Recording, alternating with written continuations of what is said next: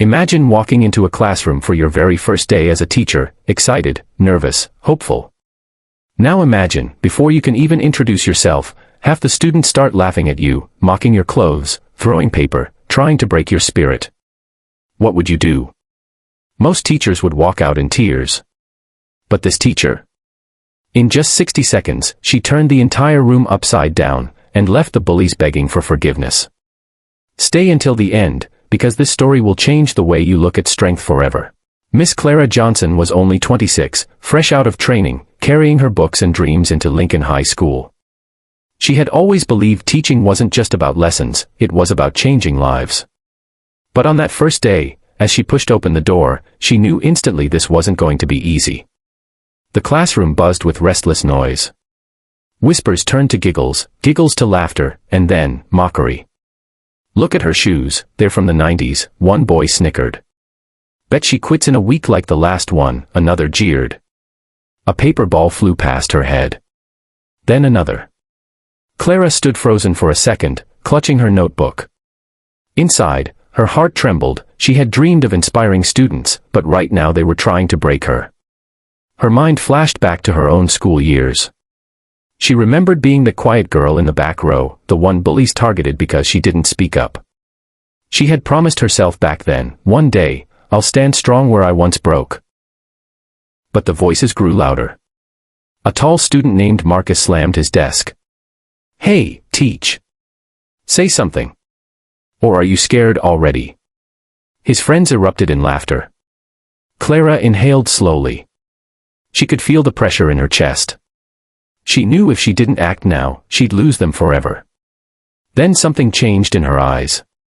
She placed her books calmly on the desk, looked directly at Marcus, and said in a voice so steady it cut through the noise. 60 seconds. That's all I need.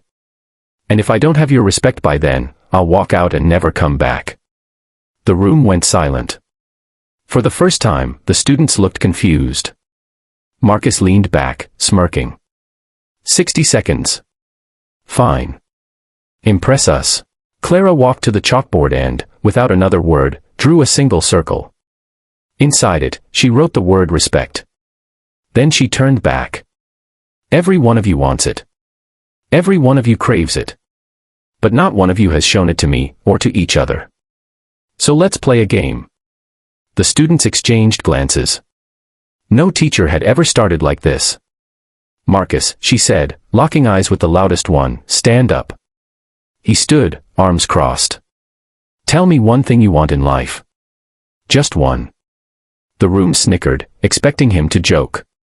But Marcus, caught off guard, muttered, "Money." Clara nodded, then wrote it under the circle. "Good. Money. Now tell me, do you think anyone will give it to you, if you can't show them respect?" He faltered. No. Exactly. Respect is the currency of life. You earn it, and it opens doors. You lose it, and those doors slam shut. The class shifted uneasily. Clara's words were sinking in. She looked at her watch. 30 seconds left.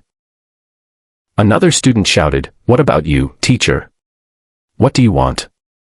Clara smiled. "I want to teach young people how not to waste their lives. And if I can't do that, I don't belong here." She let the silence linger. Her eyes scanned the room, fierce but calm. And then, it happened. Marcus lowered his head. The same boy who had mocked her just minutes ago muttered, "Sorry, Miss Johnson." Others followed. The room that had been full of laughter and disrespect now sat in quiet, almost ashamed silence. Clara checked her watch. 60 seconds are up. Now, do I stay, or do I go? "Stay," voices rang out. "Stay, Miss Johnson." And from that moment, everything changed. The bullies who had tried to break her became the ones sitting in the front row, eager to hear her speak. They had learned in 1 minute what many never learn in a lifetime: respect isn't demanded, it's earned through courage, truth, and strength.